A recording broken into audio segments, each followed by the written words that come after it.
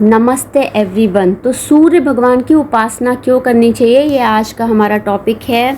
और मैंने सूर्य भगवान के कितने सारे आपको फ़ोटोज़ लगाए हैं, सूर्योदय के लगाए हैं, सूर्यास्त के लगाए, जो मेरे घर के चारों ओर जो सूर्य भगवान कितने अच्छी तरह से जो है प्रकाशित रहते हैं, मेरा घर पूरा प्रकाशमान रहता है। तो सूर्य भगवान की ऊर्जा जो है वो दीवारों से भी होती हुई हमारे घर के अंदर आ जाती है। यदि कोई खिड़की दरवाजे खुले रहते हैं तो उनका प्रकाश हमारे अंदर आ जाता है।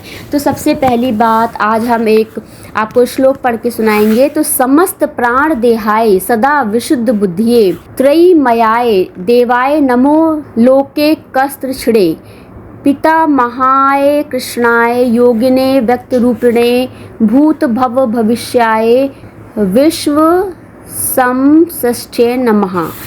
तो भगवान आदित्य को सूर्य कहा जाता है। समस्त वेदों, सभी उपनिषदों में, सभी पुराणों में भगवान आदित्य को साक्षात परब्रह्म के रूप में प्रतिष्ठित किया गया है। तभी तो भगवान आदित्य की विशालता का परिचय प्राप्त हो पाना संभव हो सका है। भगवान आदित्य की विशेषता के विषय भगवान श्री कृष्ण ने अर्जुन से कहा था, भगवान आदित्य ही तीनों लोकों के 14 भुवनों के स्वामी हैं।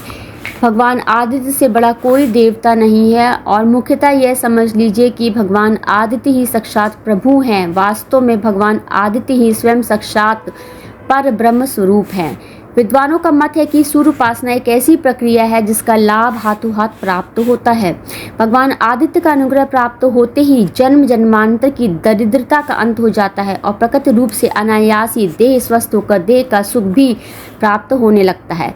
इस उपासना को करने से, मिलने से प्रभाव शीघ्र दृष्टिगोचर होने लगते हैं और रोग, शोक, दुख और दरिद्रता आदि का अंत हो जाता है। तो आपको सूर्य भगवान की पूजा कैसे करनी है? तो सूर्य भगवान को आपको प्रातः काल जल चढ़ाना है या पूजा करने के पहले, जब भी जो पूजा आपकी होती है उसके पहले आप सूर्य भगवान को जल चढ़ाइए। तो जल हमेशा तांबे के पात्र में चढ़ाया जाता है। एक लाल रंग का फूल चढ़ाइए, उसमें अक्षत डाल लीजिए। आप रोली भी डाल सकते हैं, आप दूध भी डाल सकते हैं। और आप जैसे आपके पास, यदि आप घर की पूजा नहीं करते हैं, केवल आप सूर्य भगवान की पूजा करते समय सारे मंत्रों का उच्चारण कर लीजिए, तो वो भी पूजा पर्याप्त होती है। क्योंकि भगवान सूर्य को परब्रह्म कहा गया है, तो उसमें आप सभी देवी देवताओं के नाम ले लीजिए, तो पूजा जो है आपकी संपूर्ण हो जाती है।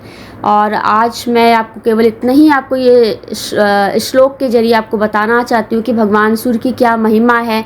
आने वाले कमिंग डेज में हम और आपको जो है सूर्य भगवान के बारे में बताएंगे, जिससे आपको पता लगेगा कि सूर्य भगवान की एग्जिस्टेंस, उनका कितनी आवश्यकता। आज बच्चों को ये नहीं पता, बच्चे सुबह उठते मोबाइल लेते, बच्चों को सबसे पहले उठ के भगवान सूर्य के दर्शन करने चाहिए। आज के स्त्री पुरुष जो है टीवी में, मोबाइल में इंगेज रहते हैं। सुबह प्रातःकाल उठकर उनको ना नेचर से मतलब है, ना सूर्य भगवान से मतलब है, ना चंद्रदेव महाराज से मतलब है। तो ये मेरा वीडियो बताता है कि सबसे पहले हमें पशु पक्षियों से अपने आप को कनेक्ट करना है। सबसे पहले उठ के सबसे पहले हमें अपने प्रकृति से कनेक्ट करना है। सबसे पहले उठ के हमें सर्वप्रथम अपने सूर्य भगवान से अपने आप को कनेक्ट करना है। Thank you everyone. नमस्ते एवरीवन।